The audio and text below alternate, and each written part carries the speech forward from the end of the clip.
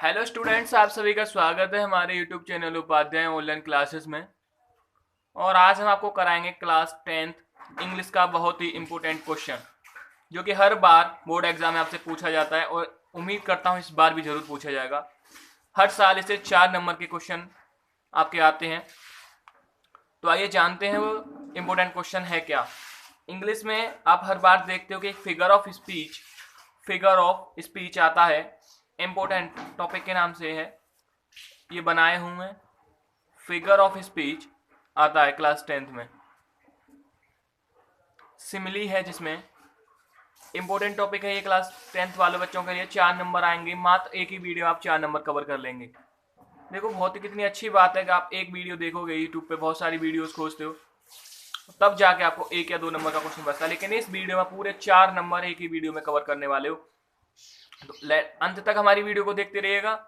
अगर चैनल पर नए हो तो चैनल को सब्सक्राइब कर दीजिए और वीडियो को लाइक करना ना भूलें। सिमिली सिमिली मीन्स होता क्या है? सिमिली होता है उपमा अलंकार। बहुत ही सिंपल लैंग्वेज में मैं ये फिगर ऑफ स्पीच की जो डेफिनेशन है वो बनाया हूं। सिमिली सिमिली होता है उपमा अलंकार। तो हेडिंग डाल लेंगे सिमिली और सभी साथ के साथ नोट्स बनाएंगे।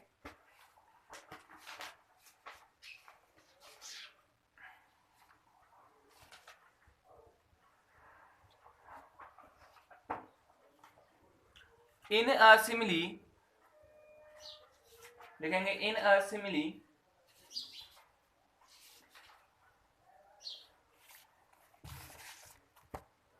इन a simile a comparison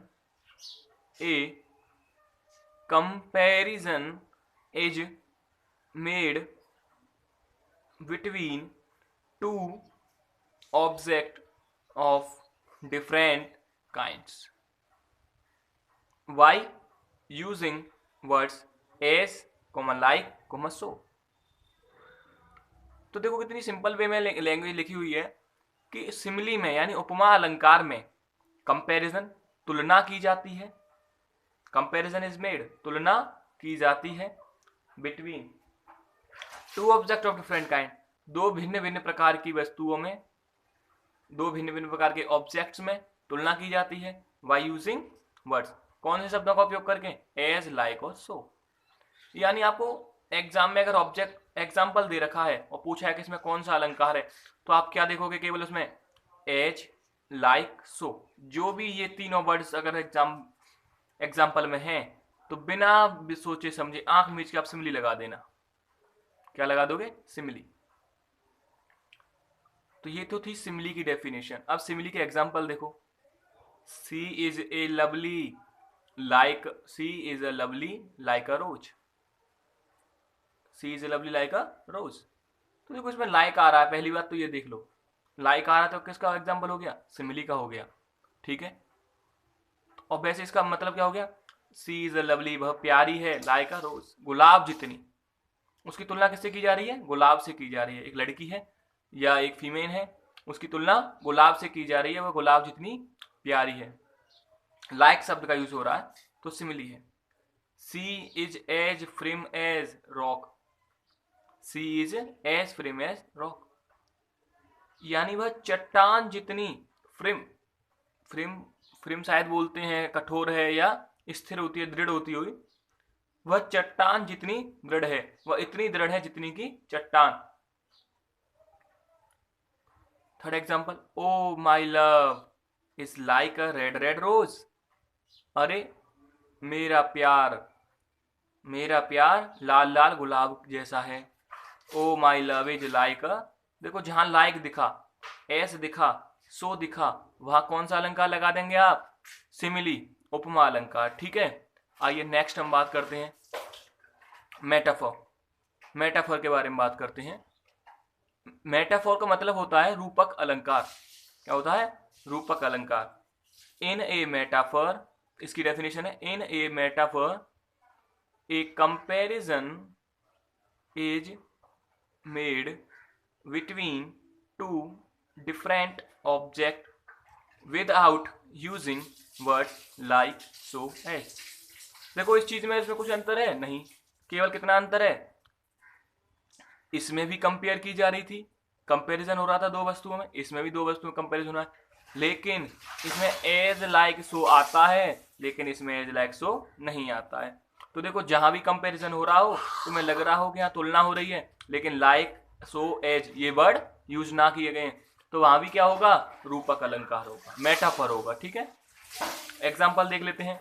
life is a dream, life is a dream, तो ये क्या हो गया, मेटाफर हो गया। कैसे कि लाइफ क्या है, जीवन क्या है, एक स्वप्न है, जीवन क्या है, एक स्वप्न है, तो life is a dream.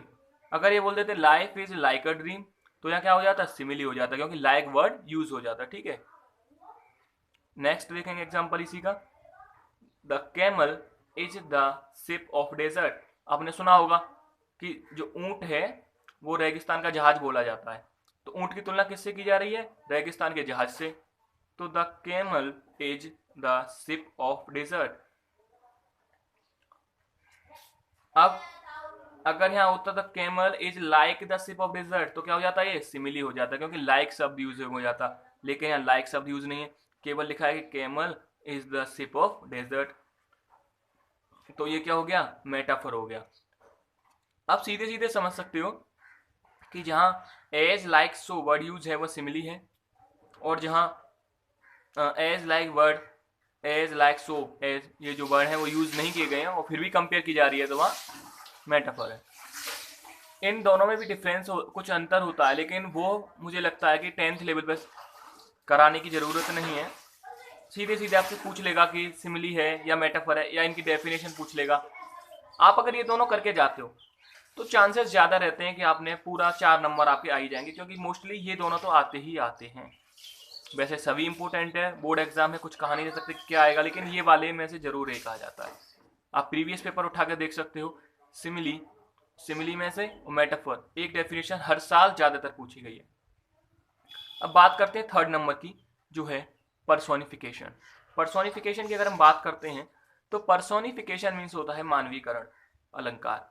Personification means होता है मानवीकरण अलंकार। तो डेफिनेशन देख लेते हैं पर्सोनिफिकेशन की। इफ इन अ पर्सोनिफिकेशन, मानवीकरण अलंकार में lifeless object and abstract ideas are thought of as living beings.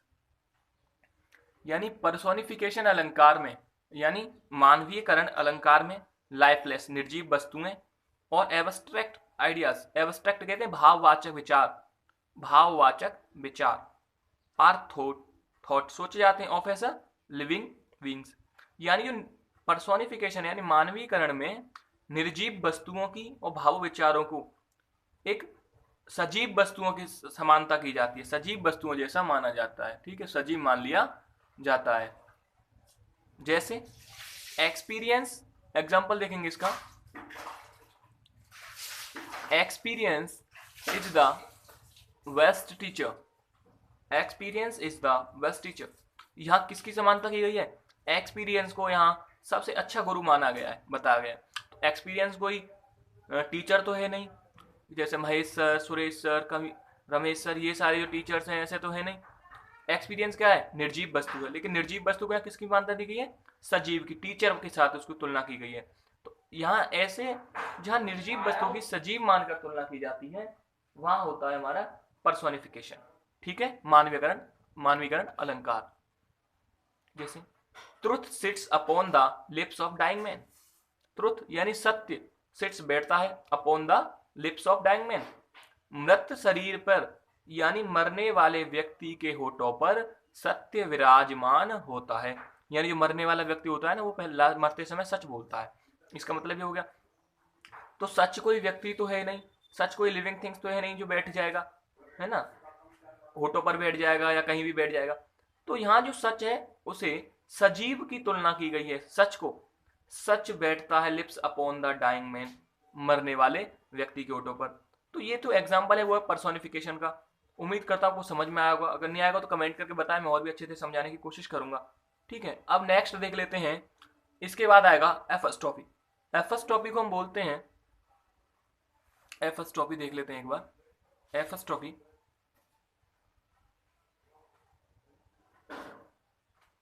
Apostrophe को बोलते हैं हम संबोधन अलंकार।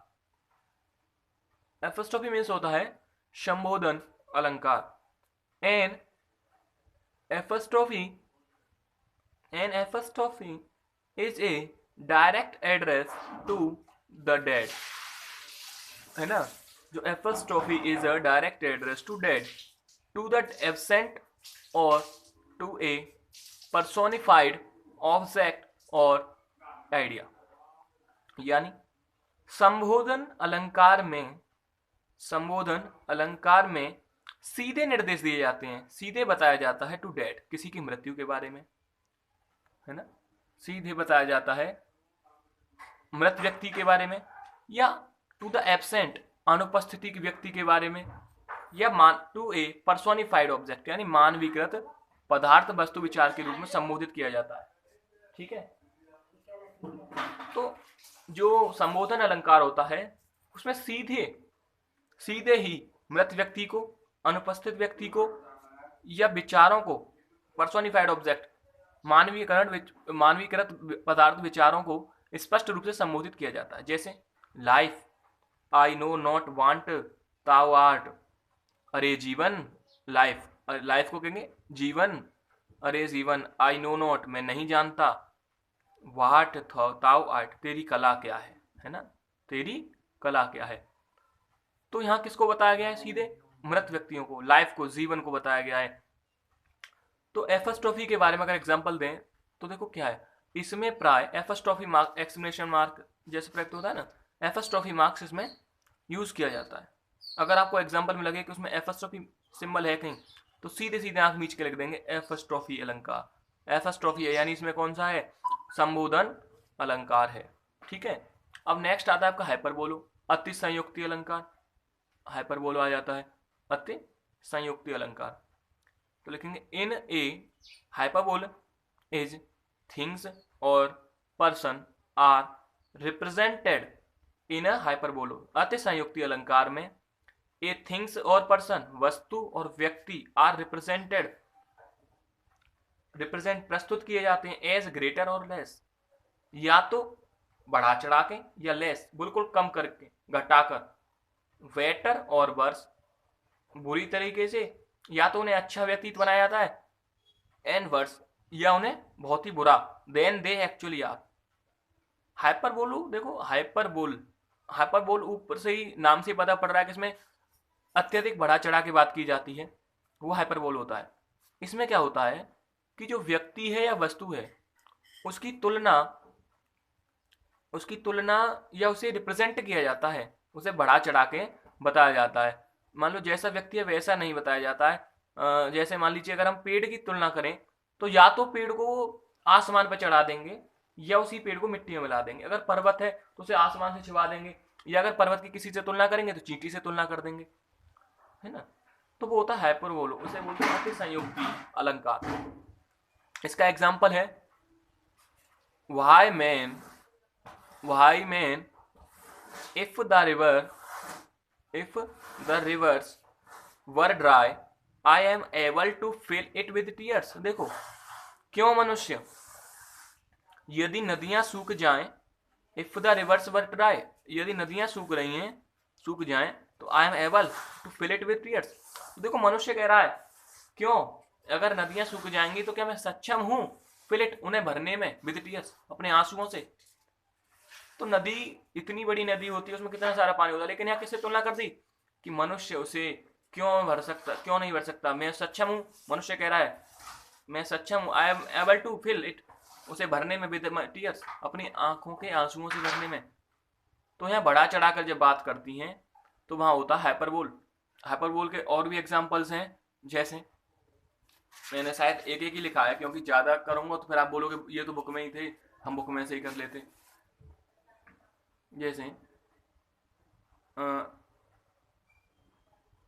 जैसे सोचने दो, मैं बताऊं।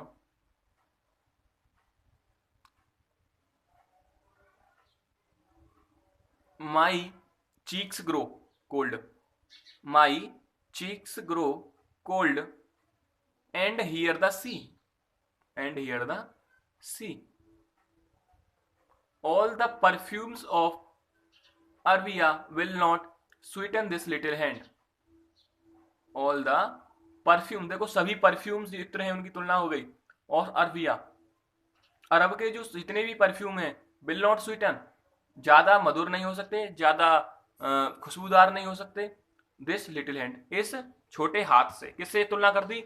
जो परफ्यूम इत्र हैं उनकी तुलना किससे कर दी आप? उसकी एक बच्चे के छोटे हाथ से तुलना कर दी। अब देखेंगे ऑक्सीमोरन।